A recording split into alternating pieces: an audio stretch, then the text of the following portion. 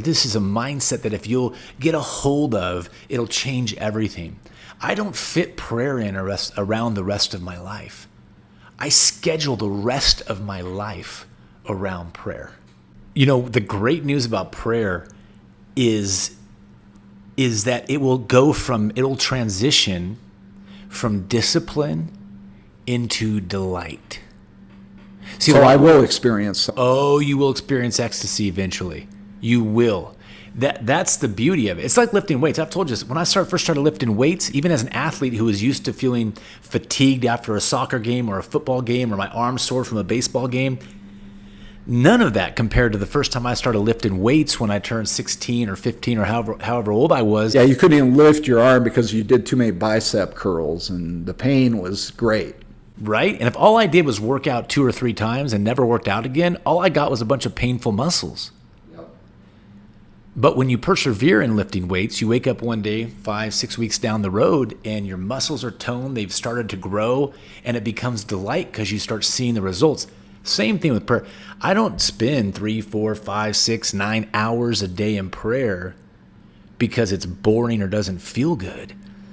Man, the more ecstasy that I experienced in prayer, the more I begin to remove stuff off my plate. The way it happened for me was I only had 10 minutes in the morning and 10 minutes at night 20 years ago. Right. But the results of being faithful for 21 days to 10 minutes on my knees with my eyes closed in the morning and 10 minutes at night. And by the way, it actually turned into more very quick because I got such good results within a week that I wanted to spend more time on my knees. I started experiencing the joy of the Holy Spirit on the inside of my body. So the creeper bud kicked in a little quicker than some other creeper bud might have, huh? It did. It kicked in. And what happened was I started looking for ways to remove busyness off of my plate. See, I don't fit prayer in. And this is a mindset that if you want to develop a prayer life, this is a mindset that if you'll get a hold of, it'll change everything. I don't fit prayer in around the rest of my life. I schedule the rest of my life around prayer. Wow.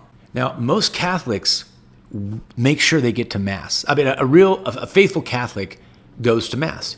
You don't schedule other stuff to do on that Sunday if you could avoid it, right? Mass is a priority.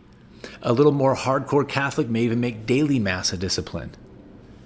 For me, of course, Mass is a discipline that I order my life around, but I order my whole life around prayer. And over 20 years of learning how to do that, I've now woken up in a reality, in a lifestyle that's so devoted to prayer that God's actually even taught me how to maintain that kind of a prayer life and even still be able to live. Right. Still be able to pay bills. No, I mean, when you say you pray 6 hours, 9 hours a day, I think a lot of people really just kind of raise an eyebrow at that. I mean, come on, dude. Nobody has time to pray for 6 hours a day. Well, Scott's living testimony that if you make it a priority, if you build everything else around that, it can be done. Now, I'm not saying everybody has to do it. I'm not saying I'm going to go home and do it. I'm going to start today on my 6-hour prayers. But don't look at Scott like he's too crazy. He is a little crazy, but, it's possible. That's the point I'm making. Yeah, obviously, everybody has a different calling. At some point, I had to realize, I have a calling to prayer at a level other than just, hey, I'll pray for you, or a level where we all have a relationship with God, and prayer is conversation with God. So everyone's called to pray. For me, prayer took on a whole different meaning. I mean, all of a sudden, God's putting an intercession on you where you're feeling the sufferings of other people, you're feeling the pains of other people, you're feeling the sorrows of other people. Sometimes it's people you know, sometimes you don't even know who it is, and God's using you as a vessel of intercession. In fact, I was watching a great video on St. Faustina, and it was kind of an old school black and white, wasn't the greatest cinematography, but they did a great job of, she was suffering in her nunnery. She was laying on her bed, and she was just suffering the pains of intercession, and she was complaining to the Lord. And then they showed that as she was laying in bed suffering, they then showed next to her some guy in a hospital bed that she had never met, didn't know, and he was laying in that bed suffering too. And she was actually shouldering his pain with him. And the Lord said, is he not worth suffering for?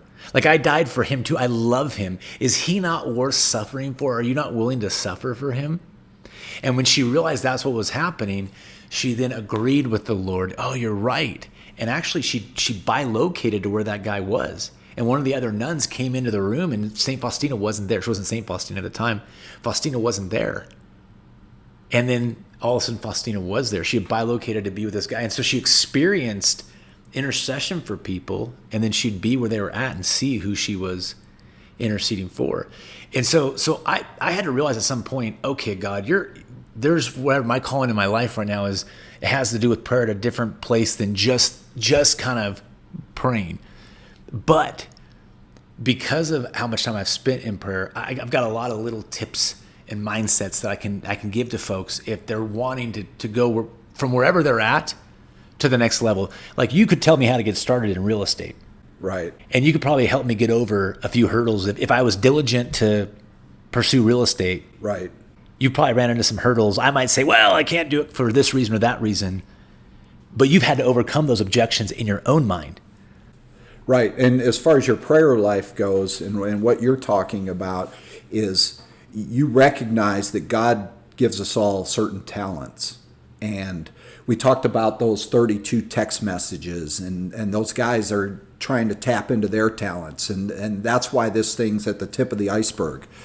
But nobody wants to waste the talent that God gives them. So what we've got to do is recognize it. And you recognized early on that yours was prayer. One of yours was prayer, and you just put it to use. And I know that I've had a personal relationship with a monk at the monastery up in Huntsville, which is no longer there.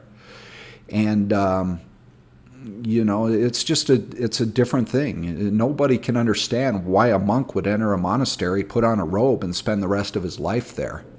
But that wasn't quite what you were called to be. But the prayer is similar. So let's all go out and figure out what our talents are and use them the way God intended.